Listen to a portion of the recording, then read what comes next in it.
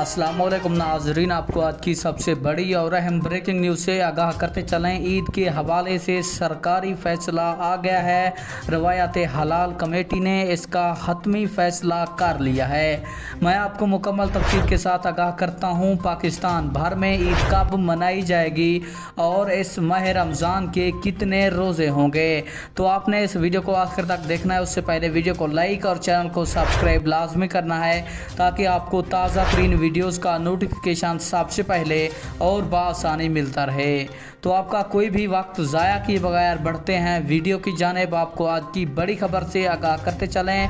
ज़राए के मुताबिक रवायत हलाल कमेटी का इजलास हुआ और जिसमें यही तवक्को की जा रही है कि इस साल ईद 3 मई को मनाई जाएगी, यानी कि 30 रोज़े माह रमज़ान के होंगे और 3 मई को ईद मनाई जाएगी।